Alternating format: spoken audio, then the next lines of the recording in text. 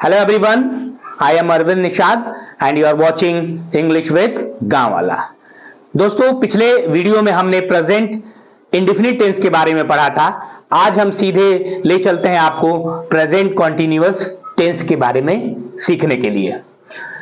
दोस्तों, मैं बता दूं आपको, सबसे पहले पहचान की जाती है कि कौन सा सेंटेंस किस टेंस का है।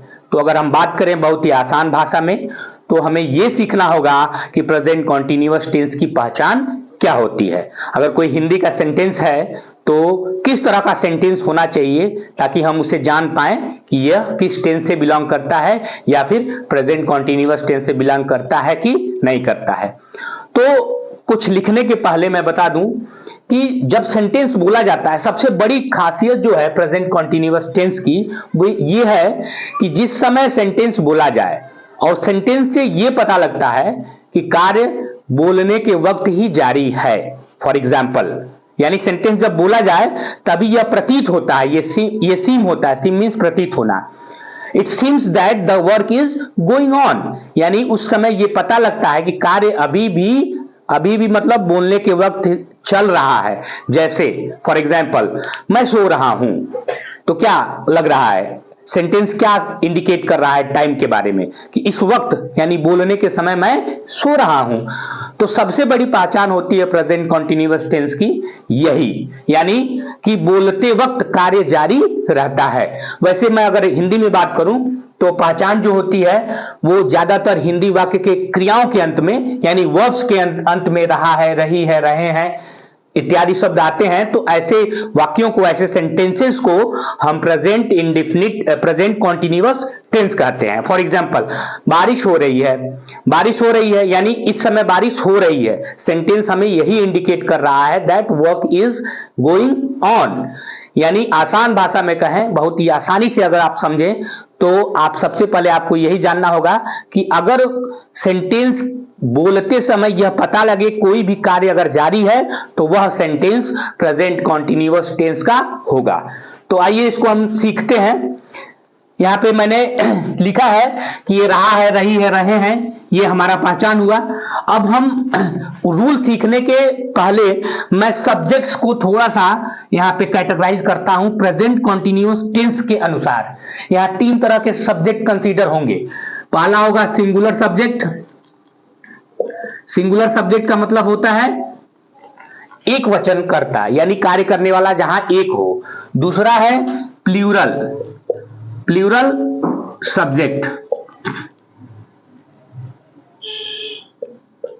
और यहां एक कैटेगरी और आएगी जो स्पेशल होता है आई के लिए। आई जो होता है, आई मीन्स मैं के लिए जो हेल्पिंग वर्ब होगा वो अलग होगा, इसीलिए मैं सब्जेक्ट आपको बता रहा हूं।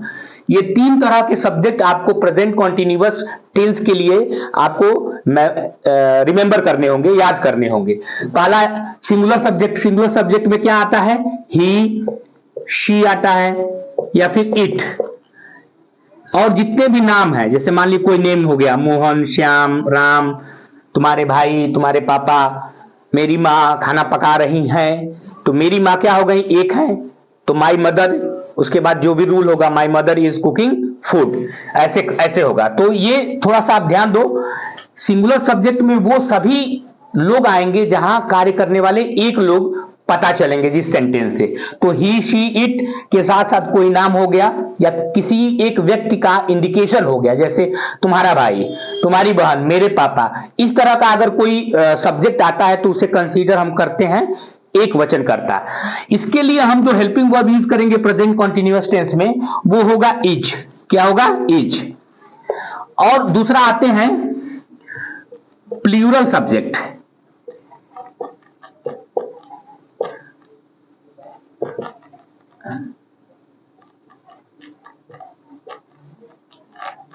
अच्छा, यहां मैंने नेम्स लिखा, यू, वी, दे। नेम्स मतलब मतलब नाम यहां आ गया, लेकिन नाम केवल एक व्यक्ति का रहेगा तब तो सिंगुलर कहलाएगा।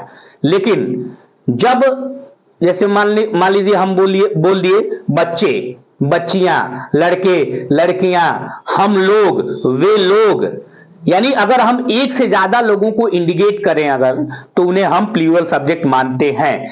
जैसे पहले तो यू अगर रहता है तो भी हम प्लूरल मानेंगे, वी रहता है तो भी प्लूरल मानेंगे, दे रहता है तो भी प्लूरल मानेंगे। और इसके साथ हम जो हेल्पिंग वर्ब यूज करते हैं वो यूज करते हैं आर का। यानी कुल मिला के मैं ये कहूं कि जितने भी प्लूरल सब्जेक्ट्स हैं यानी बहुवचन कर्ता जो हैं उनके साथ जो हेल्पिंग वर्ब लगेगा प्रेजेंट कॉन्टिन्यूअस टेंस में वो आर लगेगा। और एक स्पेशल केस है यहां पे, अगर सब्जेक्ट है आई यानी मैं खाना पका रहा हूं यानी मैं सब्जेक्ट आ गया तो स्पेशल इसके लिए एक अलग हेल्पिंग वर्ब लगता है, वो होता है आई एम, और ये प्रेजेंट कॉन्टिन्यूअस टेंस में ही लगता है। तो इस तरह हम देख लिए कि हम सब्जेक्ट को 3 भागों में बांटे, 3 पार्ट में कैटेगराइज किए, singular subject, plural subject and I. ये इससे आपको सेंटेंस फॉर्मेशन आसान हो जाएगा और कॉन्सेप्ट आपका क्लियर हो जाएगा, इसलिए मैं सबसे पहले सब्जेक्ट का क्लासिफाई किया यहां पे। चलिए अब आगे बढ़ते हैं। अब हम रूल की बात करेंगे। अगर सेंटेंस हमारा प्रेजेंट कॉन्टिन्यूअस टेंस का सेंटेंस जो है वो अगर अफर्मेटिव रहता है यानी साधारण वाक्य है, अफर्मेटिव सेंटेंस यहां मैंने लिखा, इसके लिए रूल क्या होगा, हमको सबसे पहले लिखना होगा सब्जेक्ट, सब्जेक्ट यानी कर्ता, कर्ता के बाद हमको हेल्पिंग वर्ब लिखना होता है इज, एम और आर। ये हो गए हमारे हेल्पिंग वर्ब, इन्हें हम ऑक्सिलरी वर्ब भी कहते हैं। सब्जेक्ट के बाद इज, एम, आर, तीनों में से एक होगा। और मैंने अभी जस्ट बताया आपको जितने भी सिंगुलर सब्जेक्ट रहेंगे वो होगा इज, आई के लिए एम लगेगा, अगर प्लूरल सब्जेक्ट है एक से ज्यादा है तो आर लगेगा। इसके बाद वर्ब, और वर्ब में आईएनजी लगेगा। जो वर्ब होता है यानी क्रिया, क्रिया में हम क्या लगाएंगे, आईएनजी फॉर्म, वर्ब का आईएनजी फॉर्म लगाएंगे। उसके बाद हम जो लिखेंगे यहां पे देखिए ऑब्जेक्ट लिखेंगे और ऑब्जेक्ट के बाद अदर वर्ड्स लिख देंगे या ईटीसी लिख देंगे, ईटीसी मतलब एक्सेट्रा। चलिए now the rule is very clear, एक बार मैं रिपीट करता हूं, सब्जेक्ट सबसे पहले और सब्जेक्ट के अनुसार इज, एम, आर, और वर्ब में I N G, then object, then other words. Example लेता हूं मैं, चलिए इसको मैं यहीं पर रहने देता हूं। एक एग्जाम्पल लेता हूं, राम क्रिकेट खेल रहा है, राम क्रिकेट खेल रहा है।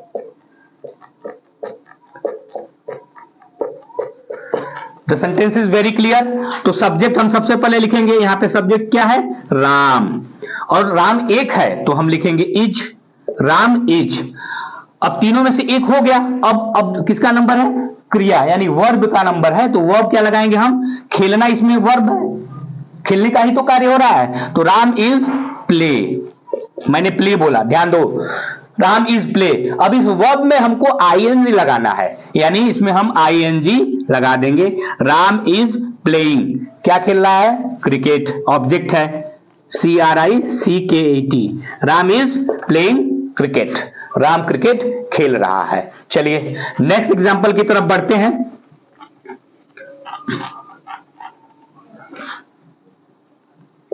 मैं कार चला रहा हूं, मैं कार चला रहा हूं, तो यहां पे देखिए आई, मैंने बताया था अभी जस्ट कुछ देर पहले बताया, जब सब्जेक्ट को मैं डिवाइड किया था 3 पार्ट में प्रेजेंट कॉन्टिन्यूअस के अनुसार, तो मैंने बताया था आई के साथ जो हेल्पिंग वर्ब लगेगा वो लगेगा I am, sorry I am यहां पे दिया है। 3 ही हेल्पिंग वर्ब है प्रेजेंट कॉन्टिन्यूअस टेंस का, वो है इज, एम, आर। एम जो है वो एकलौता ऐसा हेल्पिंग वर्ब है जो आई के साथ लगता है, तो आई एम, और यहां पे है drive, I am driving car, मैं कार चला रहा हूं, मैं कार चला रहा हूं, I am driving car. Let's move for another example, दूसरे एग्जाम्पल की तरफ बढ़ते हैं।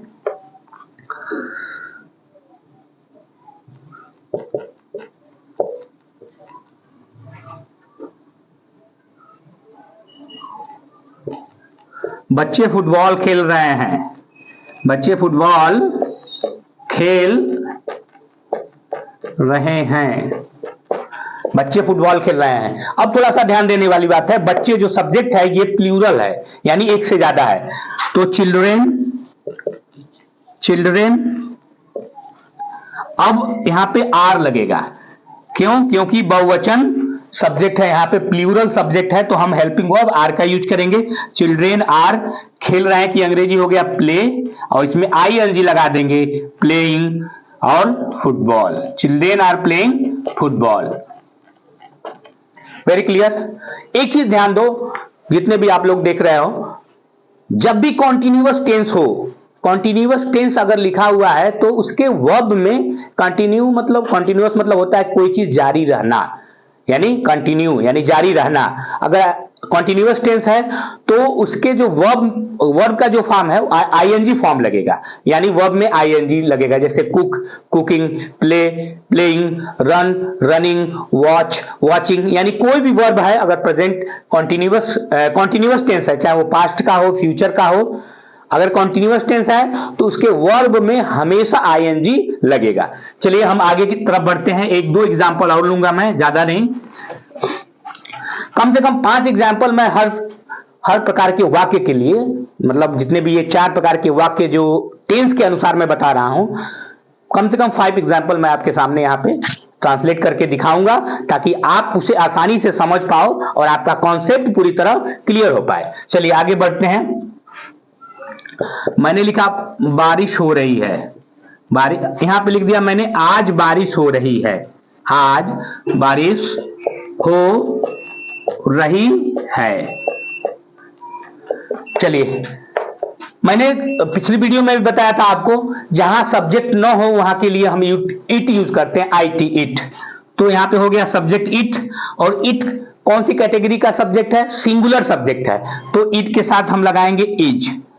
और बारिश होने की अंग्रेजी क्या होगा, यानी वर्ब लगाना है, RAIN रेन, और इसमें हम ING लगा दिए, इट इज रेनिंग टुडे, आज बारिश हो रही है, इट इज रेनिंग टुडे। चलिए एक सेंटेंस और मैं लिखता हूं यहां पे, सर अंग्रेजी पढ़ा रहे हैं, सर अंग्रेजी पढ़ा रहे हैं। तो सर सब्जेक्ट है और एक वचन है, singular subject, and singular subject के साथ लगेगा इज हेल्पिंग वर्ब। उसके बाद वर्ब आएगा, पढ़ाने की इंग्लिश होती है टीच, और टीच में हम लगाएंगे ING। सर इज टीचिंग, और सब्जेक्ट क्या है यहाँ पे? इंग्लिश। एक चीज मैं आपको यहाँ पे क्लियर कर दूं, कोई भी सब्जेक्ट आप लिखते हो कहीं भी, तो उसका फर्स्ट जो लेटर होगा वो कैपिटल होगा। सारे विषय के यानी सब्जेक्ट के नाम कहीं भी लिखे जाएं तो उनका फर्स्ट लेटर कैपिटल होता है। Sir is teaching English, sir अंग्रेजी पढ़ा रहे हैं। Now the concept is clear. अब हम बढ़ते हैं नेगेटिव सेंटेंसेस की तरफ। नेगेटिव सेंटेंसेस को सीखने के लिए ज्यादा कुछ नहीं करना है आपको। यहां पे मैंने लिख दिया नेगेटिव सेंटेंस। नेगेटिव सेंटेंस यहां पे हम देखेंगे। नेगेटिव सेंटेंस, इसका जो रूल होता है यहां पे मैं लिखता हूं, रूल होता है वो बहुत आसान है। इसी रूल को थोड़ा सा चेंज करेंगे, हमें पूरा तरीका पता लग जाएगा। यहां पे सबसे पहले हम क्या लिखेंगे? सबसे पहले सब्जेक्ट, और सब्जेक्ट के बाद इज, एम, आर, तीनों हेल्पिंग वर्ब में से एक, और किसके अनुसार? According to the subject. And then after not, not लगाएंगे, और नॉट के बाद यहां पे फिर वही वाला चीज आ जाएगा, वर्ब में ING लगाएंगे, फिर ऑब्जेक्ट लगाएंगे, फिर अदर वर्ड लगा देंगे। अदर वर्ड यहां पे समझ लो, मैंने शॉर्ट फॉर्म में लिखा है अदर वर्ड। एक बार और मैं बोलता हूं आपको, सबसे पहले subject is, am, are, then not, then verb का ING फॉर्म, उसके बाद ऑब्जेक्ट, फिर अदर वर्ड। जैसा कि मैंने आपको अफर्मेटिव सेंटेंस में बताया था कि इज, एम, आर, और इसमें क्या कर देना है? नॉट को उसके बाद जोड़ देना है और वर्ब के बीच में। बहुत आसान है। चलिए, सर नहीं पढ़ा रहे हैं, फॉर एग्जाम्पल सर नहीं पढ़ा रहे हैं, सर नहीं पढ़ा रहे हैं, नेगेटिव सेंटेंस है, तो यह हो जाएगा सर, और एक वचन है यानी सिंगुलर सब्जेक्ट है, there is singular subject, we will use is as helping verb. Sir is, अब नॉट लगा देंगे, sir is not teaching, sir is not teaching, sir नहीं पढ़ा रहे हैं। ये हो गई, ये हो गया नेगेटिव सेंटेंस। चलिए, यानी कुल मिला के हमें क्या करना है, सब्जेक्ट के बाद इज एम आर और इज एम आर यानी हेल्पिंग वर्ब यानी ऑक्सिलरी वर्ब के बाद हमें नॉट लगा देना है, बाकी वही वाला रूल रहेगा अफर्मेटिव का। चलिए आगे बढ़ते हैं, एक दो एग्जांपल और लेते हैं।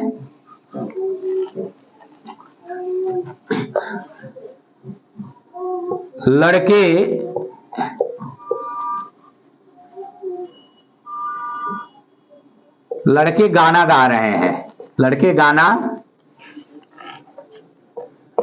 गाना गा रहे हैं, सॉरी, लड़के गाना नहीं गा रहे हैं। नेगेटिव सेंटेंस की बात हो रही है, लड़के गाना नहीं गा रहे हैं, ये नेगेटिव सेंटेंस हो गया। अब यहां लड़कों के लिए क्या होगा, बॉयज, क्या होगा, बॉयज, यानी बहुवचन प्लूरल सब्जेक्ट।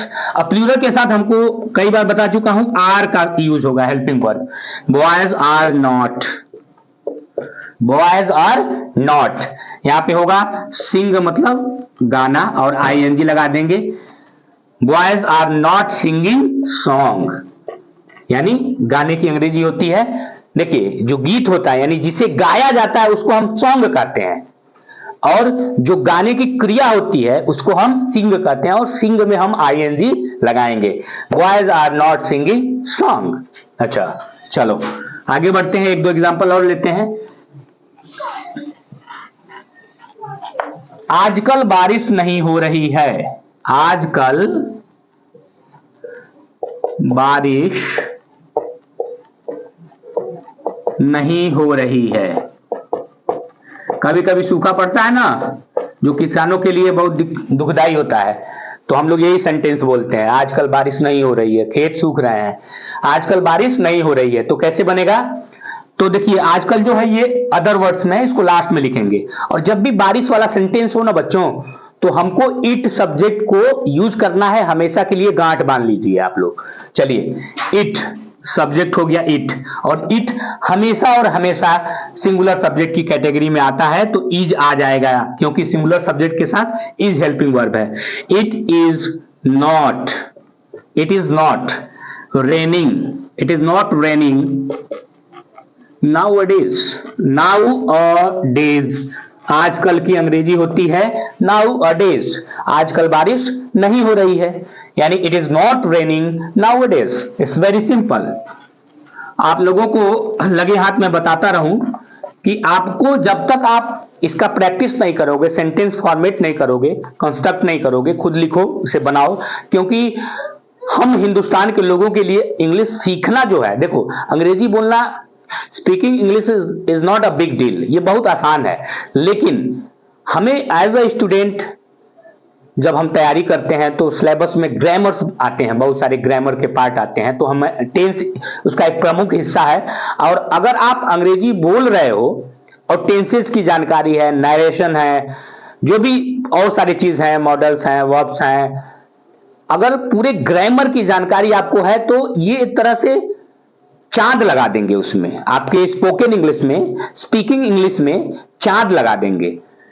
और वैसे अगर मैं कहूं तो एक सेंटेंस में बोलूंगा, शायद आपको विश्वास ना हो, अगर आप केवल और केवल अंग्रेजी बोलना चाहते हैं तो बिना ग्रामर के भी बहुत आसानी से बहुत लोग बोलते हैं, क्योंकि भाषा जो है English is just a language. चलिए आगे बढ़ते हैं, हो गया नेगेटिव सेंटेंस। अब हम बढ़ेंगे इंट्रोगेटिव सेंटेंसेस, यानी अगर कोई सेंटेंस आपका प्रश्नवाचक है, इंट्रोगेटिव सेंटेंस, रूल क्या होगा, यहां पे मैं लिखता हूं, अगर कोई प्रश्नवाचक वाक्य हो प्रेजेंट कॉन्टिन्यूअस टेंस का, तो कैसे होगा, जैसे क्या पापा पैसे कमा रहे हैं, क्या तुम मेरे घर आ रहे हो, क्या सर आजकल अंग्रेजी पढ़ा रहे हैं, यानी अगर प्रश्नवाचक सेंटेंस हो तो हमारे लिए रूल क्या होगा उसको बनाने के लिए। तो आइए देखते हैं, सबसे पहले हम क्या करेंगे, इज, एम और आर जो है, इज, एम, आर, रुकिए थोड़ा सा मैं इधर लिखूं, इंट्रोगेटिव सेंटेंस पढ़ा रहा हूं बच्चों, इंट्रोगेटिव सेंटेंस जो रूल होगा यहां पे देखिए, सबसे पहले हम लिखेंगे इज, एम, आर, यानी हेल्पिंग वर्ब वो पहले आ जाता है, सभी तरह के, ये जितने टेंस होते हैं ना बच्चों, 12 टेंस होते हैं, 12 टेंस में हर टेंस का अपना एक अलग अलग हेल्पिंग वर्ब यानी ऑक्सिलरी वर्ब होता है। तो जब भी हम उस टेंस का, उस कंसर्न टेंस का प्रश्नवाचक वाक्य यानी इंट्रोगेटिव सेंटेंस बनाते हैं तो सबसे पहले उसका जो ऑक्सिलरी वर्ब होता है वो उठ करके सबसे पहले आ जाता है। तो ये कॉन्सेप्ट हमेशा के लिए याद कर लीजिए कि अगर वाक्य इंट्रोगेटिव है यानी प्रश्नवाचक है तो हेल्पिंग वर्ब पहले यूज किया जाएगा। जैसा कि यहां पे मैं आपको बता रहा हूं, प्रेजेंट कॉन्टिन्यूअस टेंस का is, am, are, is, am, are, ये तीनों हेल्पिंग वर्ब पहले आ जाएंगे। उसके बाद क्या होगा, उसके बाद सब्जेक्ट, उसके बाद क्या होगा वर्ब, और वर्ब में क्या होगा आईएनजी, उसके बाद क्या होगा ऑब्जेक्ट, ऑब्जेक्ट के बाद other words, other word use करेंगे, और लास्ट में हम क्वेश्चन मार्क यहां पे पुट करेंगे क्योंकि इंट्रोगेटिव सेंटेंस का रूल बता रहा हूं। समझिए बहुत आसान है। इज, एम, आर किसके अनुसार रहेगा, सब्जेक्ट के अनुसार, जैसा कि मैं अभी जस्ट बताया हूं, कई बार बताया हूं। उसके बाद वर्ब में आईएनजी लगेगा क्योंकि हम कॉन्टिन्यूअस पढ़ रहे हैं, ऑब्जेक्ट, देन अदर वर्ड। चलिए, क्या वह रो रहा है, क्या वह रो रहा है, क्या वह रो रहा है। चलिए, तो क्या हो जाएगा, इज, एम, आर में से क्या होगा, आप लोग कमेंट करके बताइए। इज, एम, आर में से होगा इज, क्योंकि वह जो सब्जेक्ट है वह सिंगुलर सब्जेक्ट है, और इसके बाद आएगा सब्जेक्ट इज ही, और रोने की अंग्रेजी होती है वीप, और वीप में हम लगा देंगे I N G. Is he weeping, is he weeping, क्या वह रो रहा है, इज ही वीपिंग। चलिए नेक्स्ट एग्जांपल लेते हैं।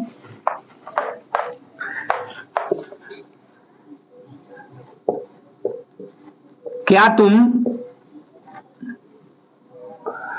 तुम मूवी देख रहे हो, मूवी देख रहे हो,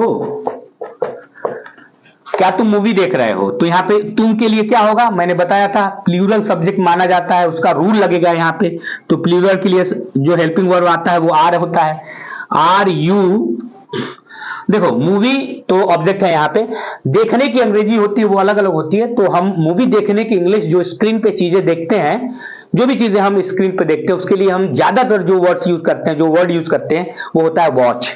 आर यू वॉच, वॉच क्यों बोला, क्योंकि एक चीज इसमें ऐड करना है I N G. Are you watching movie, क्या तुम मूवी देख रहे हो, क्या तुम मूवी देख रहे हो, आर यू वॉचिंग मूवी। अगर आपसे पूछना है, कोई आपका फ्रेंड मूवी देख रहा है, यानी आवाज कहीं से आ रही है, फोन पे मान लो बात कर रहे हो, आवाज आ रही है, कोई डिजिटल आवाज आ रही है, तो आपने पूछ दिया आर यू वॉचिंग मूवी, तो बोलेगा yes I am watching movie, इस तरह जवाब देगा। चलिए आगे बढ़ते हैं, एक सेंटेंस और लेते हैं।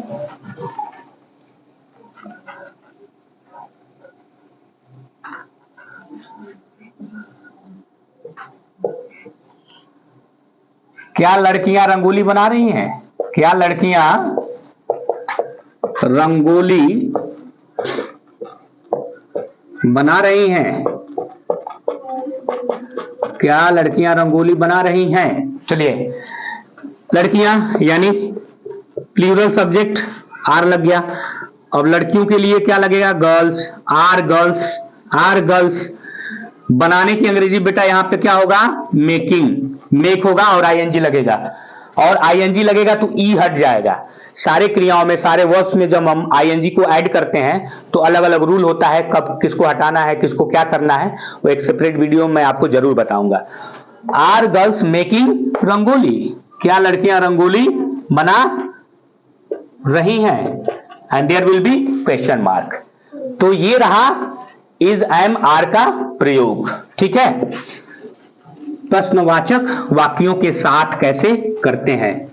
मुझे लगता है कि आपको कॉन्सेप्ट क्लियर हो रहा है। अगर आपको अच्छा लग रहा है तो जरूर इस वीडियो को शेयर करते रहिए, लाइक करिए, इसको कमेंट करिए, कैसा लग रहा है जरूर मुझे फीडबैक दीजिए, ताकि मैं उसमें और सुधार कर पाऊं, जो चीजें आप चाहते हैं उस तरह का वीडियो बना पाऊं। आपका जो कमेंट होता है वो हमारे लिए गाइडलाइन की तरह होता है, तो जरूर आप अपना कमेंट दें यहाँ पे। चलिए अब हम बात करेंगे इंट्रोगेटिव सेंटेंसेज में एक प्रकार का और होता है जिसे हम क्वेश्चन वर्ड कहते हैं।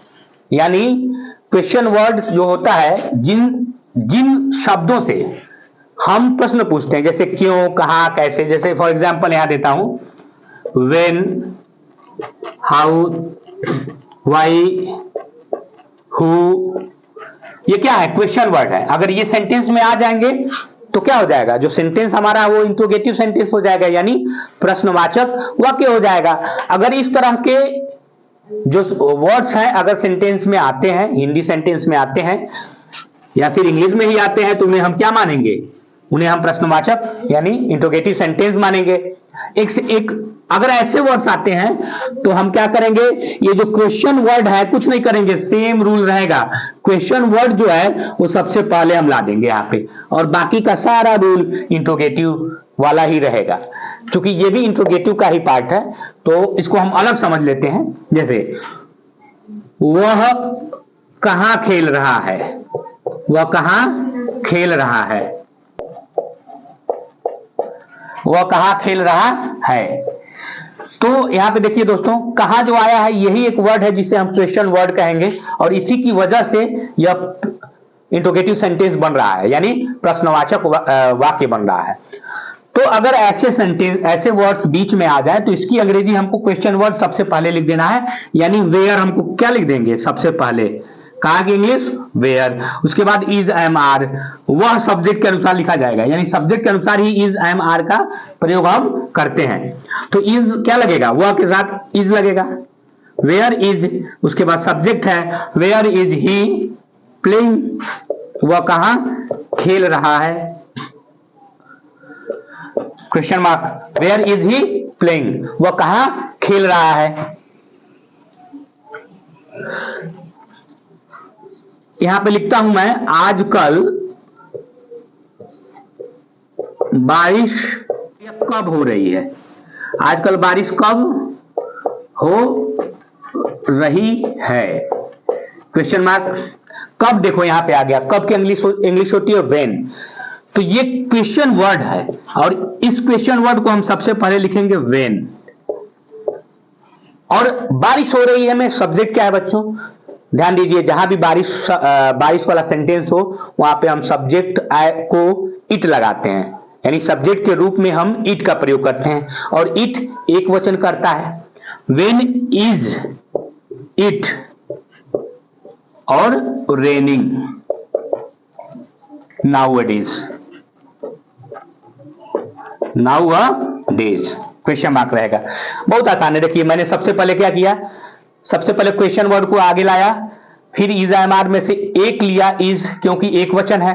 व्हेन इज इट सब्जेक्ट आ गया, रेनिंग नाउअडेज, आजकल बारिश कब हो रही है। चलिए एक और लेता हूं, वे चाय क्यों पी रहे हैं।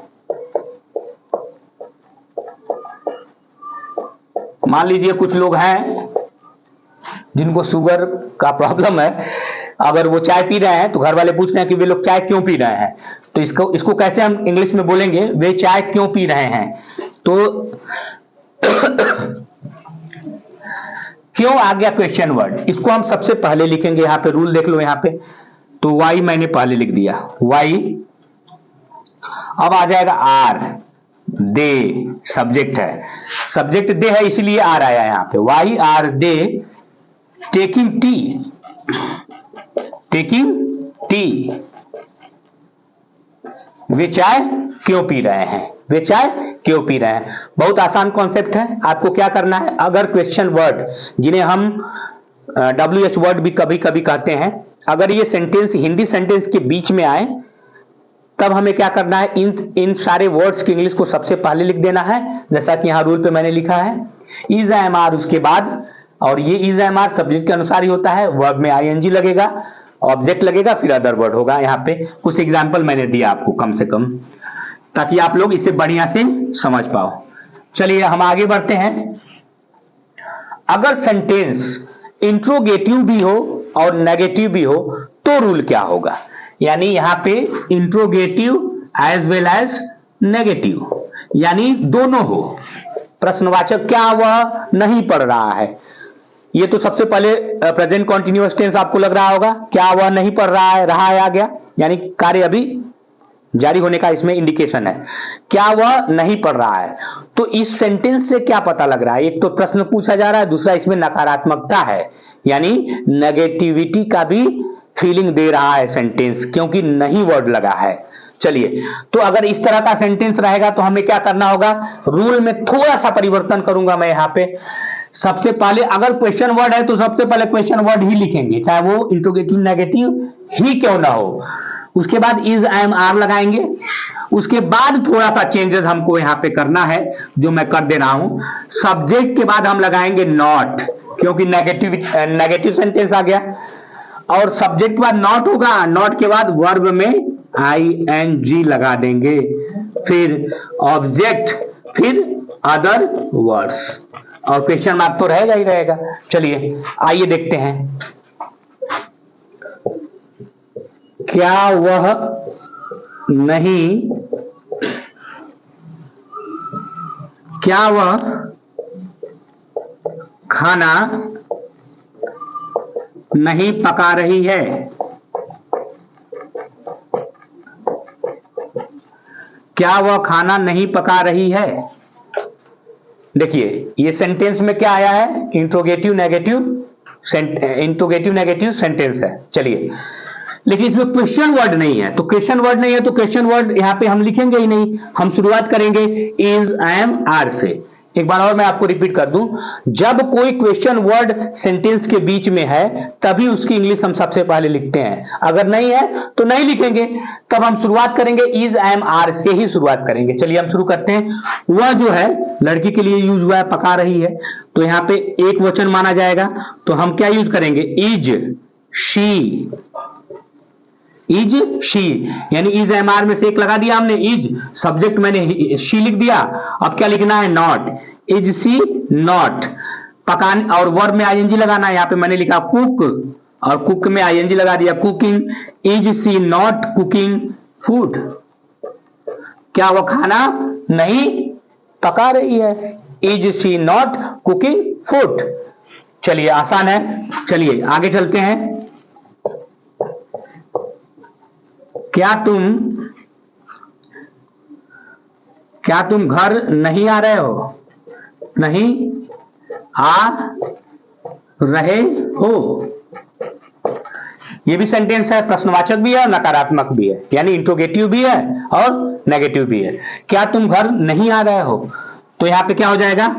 यहां भी क्वेश्चन वर्ड जो है बीच में नहीं है, तो हम यहां से शुरू करेंगे, और तुम सब्जेक्ट है तो आर लगाएंगे। आर यू, आर के बाद subject, are you not, are you not घर आ रहे हो, आने का काम हो रहा है इसमें, तो वर्ब में आईएनजी लगाएंगे तो ई हट जाएगा। Are you not coming home? Are you not coming home? क्या तुम घर नहीं आ रहे हो? एक चीज आप नोटिस कर रहे होंगे, अगर नहीं कर रहे हैं तो जान लीजिए, आपके लिए मैं बता दूं, कभी भी हम होम अगर लिखते हैं तो होम के पहले टू नहीं प्रयोग करते हैं। अगर यहाँ पे हम हाउस प्रयोग करते तो टू लगाते। अगर हम ये नोट में आप लोग मन में या पूरे दिमाग में बैठा लीजिए कि होम के पहले टू नहीं लगाया जाता है। क्या तुम घर नहीं आ रहे हो? Are you not coming home? क्या तुम घर नहीं आ रहे हो?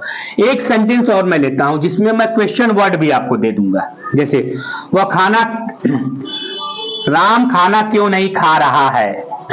राम खाना क्यों नहीं खा रहा है? राम खाना क्यों नहीं खा रहा है? तमाम दर्शक जो देख रहे हैं, यहां पे नहीं क्यों जो आ गया है, यानी क्वेश्चन वर्ड बीच में आ गया है, तो सबसे पहले हम क्या करेंगे? यहां पे रूल पे मैंने लिखा है, क्वेश्चन वर्ड को सबसे पहले लिखेंगे वाई। वाई मीन्स क्यों। अब वाई के बाद क्या लिखना है? Is am are. तो इज एम आर किसके अनुसार होता है बच्चों? वो सब्जेक्ट, सब्जेक्ट एक वचन है ना, राम, तो इज हो गया। वाई इज राम, कोई भी नेम को हम कैपिटल लेटर से लिखते हैं, वाई इज राम। उसके बाद नॉट लगाएंगे, नॉट, राम खाना क्यों नहीं खा रहा है? Why is Ram not taking food? Taking food, taking लगा सकते हैं, खाना के लिए ज्यादातर आजकल लोग लगाते हैं, ईटिंग भी लगा सकते हैं, कोई दिक्कत नहीं है। Why is Ram not taking food, ये कंप्लीट सेंटेंस है जिसमें WH वर्ड भी आया है और ये प्रश्नवाचक भी है, साथ साथ नकारात्मक है, यानी नेगेटिव सेंटेंस है इंट्रोगेटिव सेंटेंस के साथ। तो सबसे पहले why is Ram not taking food. चलिए, मुझे लगता है कि एक और एग्जाम्पल के साथ मैं इस वीडियो को यहीं पे खत्म करूंगा। एक लास्ट एग्जाम्पल देता हूं, चलिए। मां आज खाने में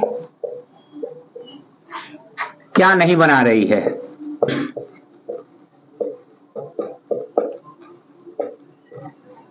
बना रही है या पका रही है? मां आज खाने में क्या नहीं बना रही है या पका रही है? सेंटेंस थोड़ा लंबा है लेकिन मजेदार है, सब कुछ समझ में आ जाएगा आपको। देखिए, ये जो क्या वर्ड है यही है क्वेश्चन वर्ड, यही है, बीच में आया तो इसकी इंग्लिश हम सबसे पहले लिख देंगे व्हाट। क्या लिख दिया? व्हाट। अब देखना, क्वेश्चन वर्ड हो गया। अब इसी रूल के अनुसार बनेगा, इज एम आर में से क्या आएगा? इज आएगा। क्यों? क्योंकि मां एक वचन सब्जेक्ट है। वाई व्हाट इज मदर, और नॉट भी है, what is mother not, verb आ गया कुकिंग, इन फूड होगा खाने में। मां आज खाने में क्या नहीं पका रही हैं? What is mother not cooking in food, और आज की इंग्लिश यहां पे लिख दीजिए टुडे, और क्वेश्चन मार्क रहेगा। तो ये रहे प्रेजेंट कॉन्टिन्यूअस के चारों प्रकार के वाक्यों के बनाने के रूल, जो कि एग्जाम्पल के साथ मैंने आपको बताया।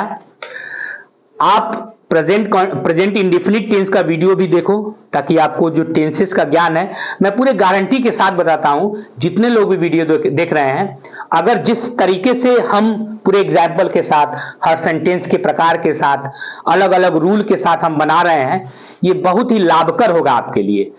तो वीडियो में अगर आप कुछ चाहते हो, कुछ नया या फिर कोई सुझाव आपका है, तो I welcome you all for your comments. Comment करिए, लाइक करिए, सब्सक्राइब करिए, शेयर करिए। Thank you everyone.